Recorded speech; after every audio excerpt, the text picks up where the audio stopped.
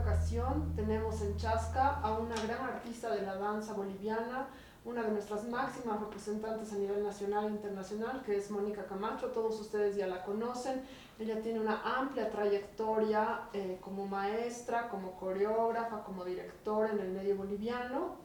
Y estoy muy feliz de que nos pueda acompañar en esta entrevista, pero en esta ocasión vamos a hablar sobre una de las partes de su trabajo que envuelve una gran parte de su vida, que sería el ballet Suma Artis. Hola Mónica, ¿cómo estás? Hola Fátima, muchas gracias por el tiempo y por la entrevista. A Chasca un agradecimiento especial y pues muy feliz de poder hablar de Suma Artis, que como bien has mencionado es una de las etapas más importantes de mi vida. Sabemos que cuando tú has llegado de Rusia, cuando has estudiado, en las dos ocasiones que has estado allá, al volver a Bolivia siempre has trabajado, y la segunda vez que has regresado de Rusia has fundado una escuela que se llama Suma Artis y que está vigente hasta el día de hoy. ¿Cómo ha sido tu segundo regreso de Rusia y cómo has decidido fundar esta escuela de danza? Sí, bueno, en realidad era un sueño que realmente acariciaba desde niña, el poder ser la propietaria de una academia de ballet. Y bueno, ya después del segundo viaje a Rusia, donde mis conocimientos se ampliaron con mucho, ¿no? Gracias a la licenciatura que tuve oportunidad de estudiar allá, vine decidida a abrir una escuela de danza clásica, porque si bien he tenido formación en contemporáneo también, pero sí observé, ¿no? Que digamos, la técnica clásica era una forma, como decir, más universal de poder transmitir la danza a nuevas generaciones y sobre todo a un país como Bolivia, donde era muy escaso el ambiente de danza en ese momento, ¿no? Te estoy hablando de los años 80, que si bien existía un ballet oficial que había hecho sus presentaciones y todo, pero era nulo en lo que se refiere a academias privadas, que en los países circundantes pues ya hace años y en todo lado habían estas academias. Entonces, bueno, yo eso soñé con poder fundar mi propia academia y hacer mis propias obras y hacer, sí, digamos, enseñar también y bailar. Y sí, era un sueño que tenía desde pequeña. Y Suma Artis nace como tal, bueno, tal vez un poco producto de la casualidad o de la causalidad, porque mientras yo estuve el último año que cursé en Rusia, mi mamá se había entusiasmado con la idea de tener una academia. Ella la vio un poco más grande, como de artes, ¿no? Entonces, en sociedad con una de mis tías, hermana de mi papá, habían abierto lo que ellas denominaron Suma Artis, donde inicialmente se daba el ballet. Estaba la maestra Melba Zárate a cargo de la parte de ballet antes de mi llegada.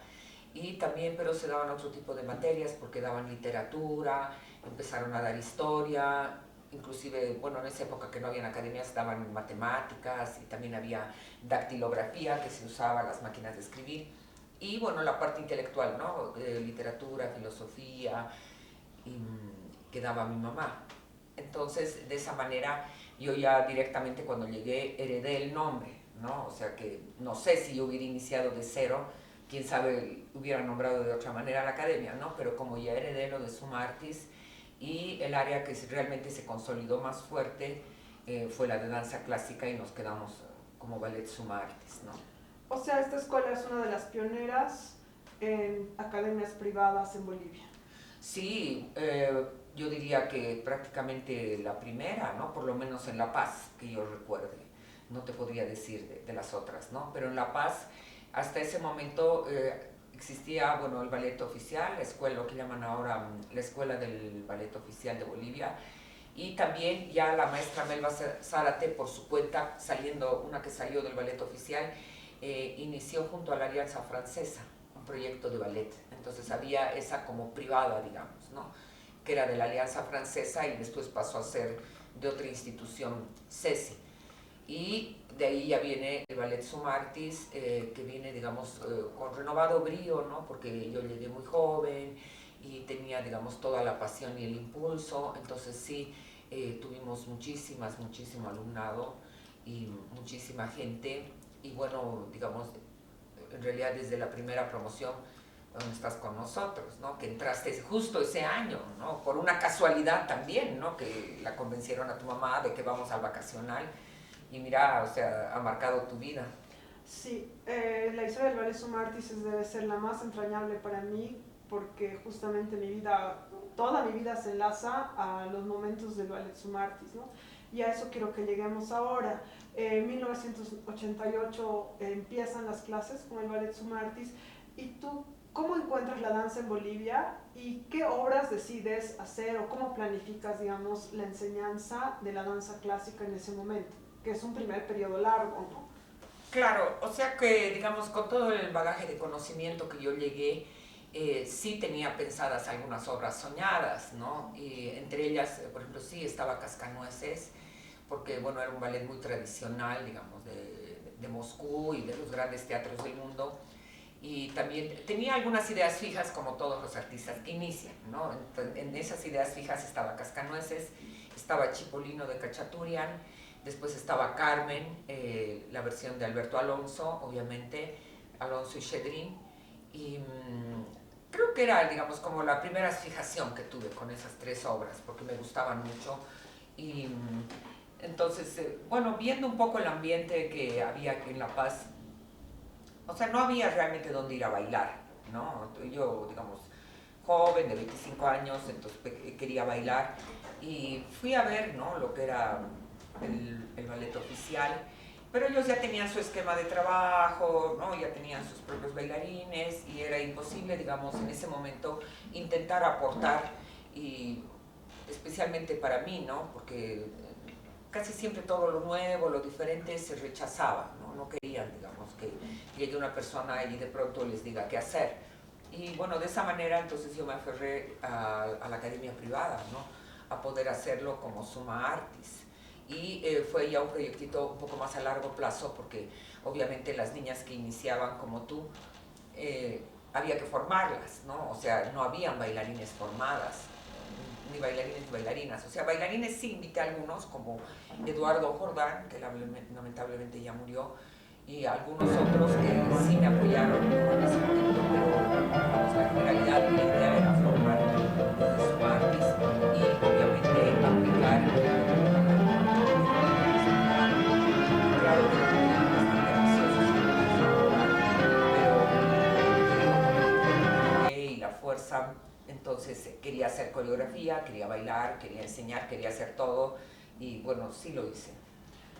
Sí, esta parte también creo que es bien importante que un poquito nos aclares o nos expliques estas obras que tú introduces, o sea, esta fijación de estas tres obras que prácticamente se bailan casi que por primera vez en Bolivia, ¿no?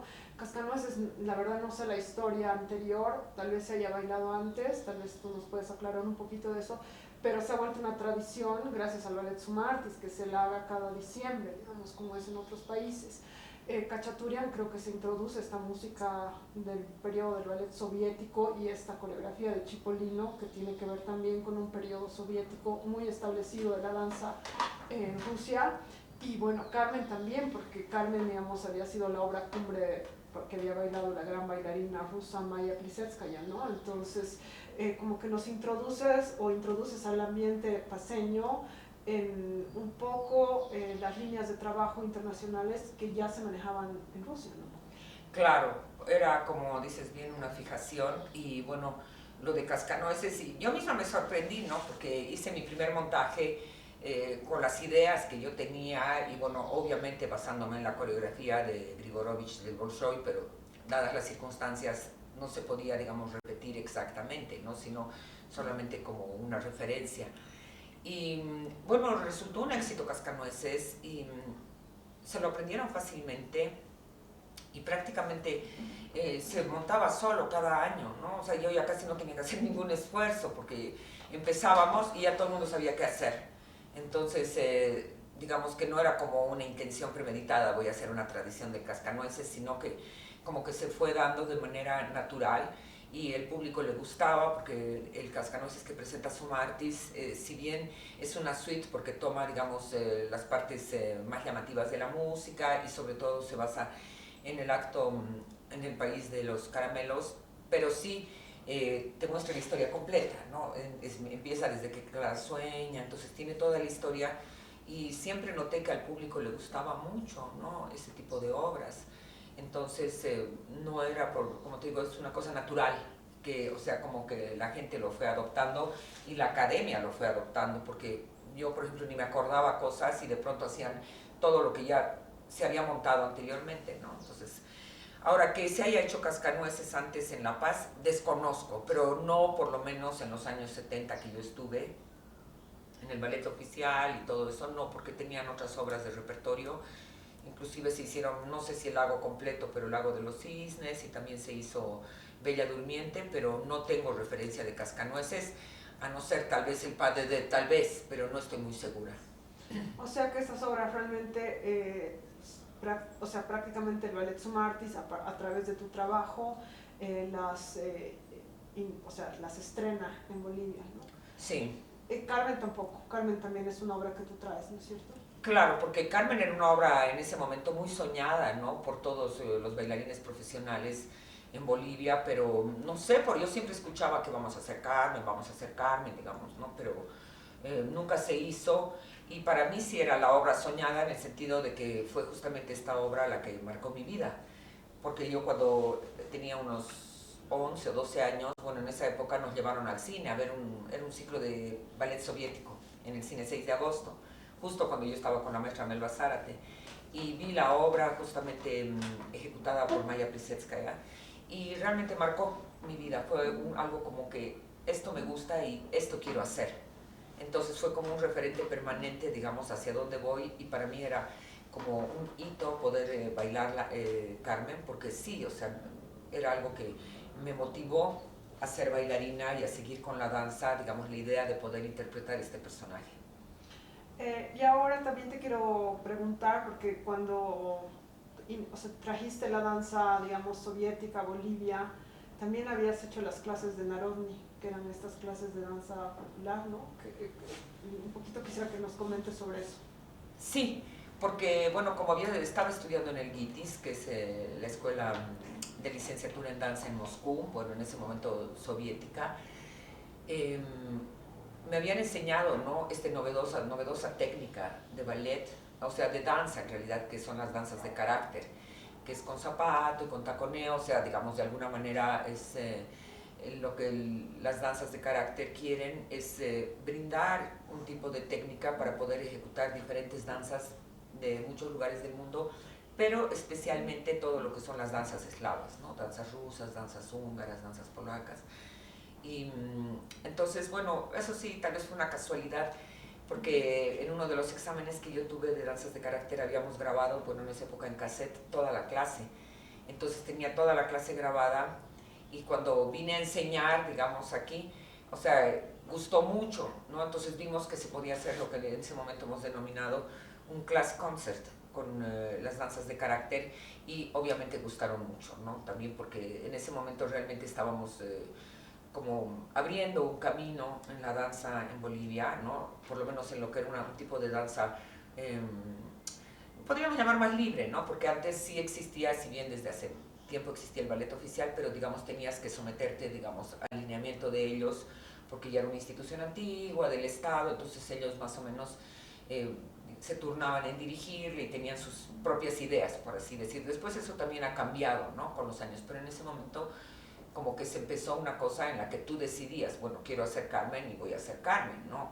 Como es ahora, ¿no? Que cada, digamos, escuela, academia decide qué cosa va a hacer y lo hace, y no pide permiso a nadie, lo hace porque ha decidido hacer eso y porque tiene público, tiene los medios, qué sé yo. Y en esta primera etapa como coreógrafa, ¿en qué más o menos trabajas?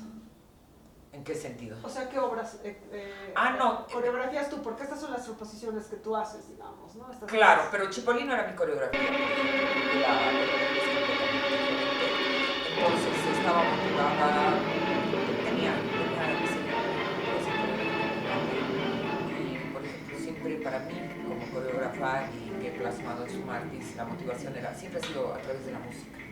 O sea, muy pocas veces he pensado pasos sin la música, ¿no? Entonces, por decir, agarraba una música que me gustara, como la de Chipolino, y bueno, adaptando a la que tenía esos niños en ese momento, ponía los pasos, ¿no? Y bueno, sí, Carmen y de alguna manera Cascanueces eran reposiciones.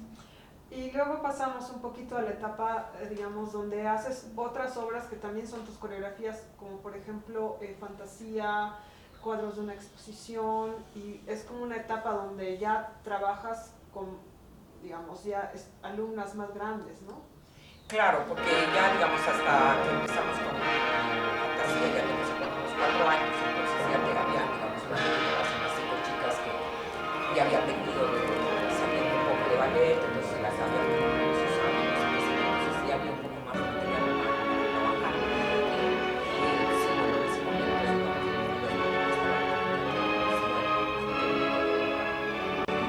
sí, no, estaba convencidísima y tenía toda la motivación y tenía los instrumentos, que es lo más importante, que me habían dado en la escuela de Moscú, ¿no? O sea, cómo armar una coreografía, qué elementos debe contener y, o sea, cómo ejecutar tus pasos, digamos, cómo atrapar una historia, ¿no? O sea, que era, tenía los elementos y había mucha música, porque bueno, hasta ahora hay mucha música que me motivaba, ¿no? Entonces, en ese momento por ejemplo, llegan obras como cuadros de una exposición de Mussorgsky, ¿no? Que es una obra que a mí siempre me gustó porque en realidad me la inculcó mi padre desde niña. A él le gustaba y nos ponía esa música y casualmente cuando éramos muy, muy chiquitas y nos hacía bailar. Entonces yo creo que eso quedó muy adentro mío y hacer, digamos, el ballet de cuadros de una exposición fue fácil de alguna manera, pero sí fue trabajoso porque en ese momento exacto de mi vida, digamos, no tenía la experiencia que tengo ahora, entonces cada paso era pensado por mí misma, ¿no? O sea, vale decir que me pasaba horas en el estudio pensando cómo van a ser, cómo se van a mover los personajes, qué pasos van a hacer, y creo que va a valer en un futuro cercano reponer esa obra porque fue muy linda y también fue muy novedosa por el mismo motivo que era una música de alguna manera conocida, diríamos, pero que nunca se habría imaginado mucha gente tal vez verla plasmada en un ballet, ¿no? Es una de tus coreografías, a mi juicio, digamos, más de las, digamos, obras coreográficas más logradas y más, o sea, no sé si decir más bellas, porque cada obra tiene su propio mundo, su cosmos y todo eso, pero digamos una de las obras que más impacto tal vez haya causado incluso en el público paseño, ¿no? Muchos años después yo he oído comentar gente, yo he visto esa obra, he visto cuadros de una exposición, he visto los toros, he visto el gnomo, porque habían como unas coreografías que a la gente le, digamos, le había causado un recuerdo muy fuerte, ¿no? Sí, eran muy buenas las coreografías, la verdad que sí. Y no, sobre todo creo que podríamos decir por qué gustaron tanto, porque había mucha plástica y, o sea, se había buscado para interpretar cada uno de los cuadros de la exposición mucha plástica y sí requería un buen entrenamiento del cuerpo, ¿no? Y estaban bien pensados. Y también no te olvides la artista María Laplaca, que complementó muy bien en todo lo que fue el diseño de vestuario, ¿no? Y porque me acuerdo la parte de los niños, ¿te acuerdas? Que eran Sí. con los trajes hermosísimos y unas moñas gigantes en la cabeza, o sea, enriqueció la coreografía que de por sí ya era bien elaborada y bien pensada. Y bueno, en ese momento tenía la energía, el convencimiento y el tiempo para pasarme horas de horas en el estudio pensando cómo iba a ser cada coreografía y tratar de que realmente cada coreografía interprete, a mi entender, ¿no? La música de Mussorgsky. Y de ahí ya pasamos también a otra coreografía que ha gustado mucho y que después la has repetido en varias ocasiones, también trabajándola y cambiándola, la de Cábala, ¿no? Que también habías trabajado con la artista María Laplaca, ¿no? Sí, Cábala, pero ese fue un poquito posterior y Cábala con K, porque después hemos hecho la Cábala con C. Y ese fue un encargo que tuvimos de parte del Colegio Franco-Boliviano, pues creo que eran 25 años del colegio, y la persona que estaba a cargo de cultura del colegio era Serge Mahler, que te debes acordar de Sí. él, y él había visto mi trabajo, me había visto bailar Carmen, eso era, y la conocía a María porque creo que María trabajaba en el colegio franco-boliviano y tenía ahí a su hija. Entonces él, bueno, hizo como un poco como de águila, digamos, juntó el talento de dos personas para que puedan hacer una creación específica para el Colegio Franco-Boliviano, que en este caso fue Cábala y fue con la música del compositor francés, Pascal Morel. Y sí, resultó una obra muy bonita, muy interesante, muy creativa y creo que plásticamente bastante bien lograda. Que esto es el año más o menos alrededor de 1996, ¿no es cierto?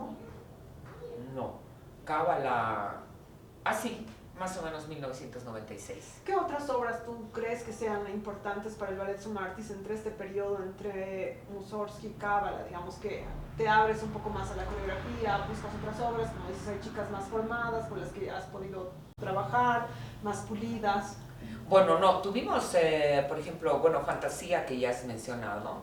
Que inicialmente fue un proyecto bastante ambicioso porque queríamos hacer toda la película de Disney, ¿no? O sea, con todas las obras y bueno, después ya se vio que, bueno, era, digamos, bastante complejo, ¿no? Porque teníamos que usar la consagración de la primavera de Stravinsky y después la sinfonía pastoral de Beethoven, entonces al final se obviaron esas dos partes porque requerían como un trabajo muy aparte, ¿no? O sea, cada una en sí es un ballet por sí mismo, entonces hicimos todo lo que era la tocata y fuga y después hemos hecho El aprendiz de brujo, esa que fue muy linda, y después hemos hecho la danza de las horas, bueno, la parte de Mussorgsky, Una noche en el Monte Calvo y el Ave María. No sé, recuérdame si hicimos algo más, No, creo que esas eran las partes que se han trabajado, ¿no? Claro, y se trabajó bastante también en la plástica, porque por ejemplo en la tocata y fuga, que bueno, ya no la repetimos, lo que se trataba era de hacer justamente, ¿no? O sea, como en danza representar lo que es una fuga, ¿no? O sea, que era como uno detrás del otro, era bastante difícil, compleja de coreografiar, la tocata y fuga. La danza de las horas, obviamente en base al dibujo de Disney, digamos, me basé completamente en los elefantitos y los cocodrilos y esa sí ha sido una clásica de Summa Artis, la danza de las horas. Que se ha repetido hasta los últimos años, ¿no? Hasta el final, hasta el 2017 creo que seguíamos bailando la danza de las horas, pero totalmente basada en el dibujo de Disney, ¿no? Eso sí. Y Una noche en el Monte Calvo, sí, porque obviamente a mí siempre la música de Mussorgsky, como es una música muy fuerte, muy temperamental, me ha movido mucho. Entonces, igualmente, digamos, como que me inspiré, como se dice, en los pasos y en los movimientos y es una de las obras que más me gustan también, Una noche en el Monte Calvo.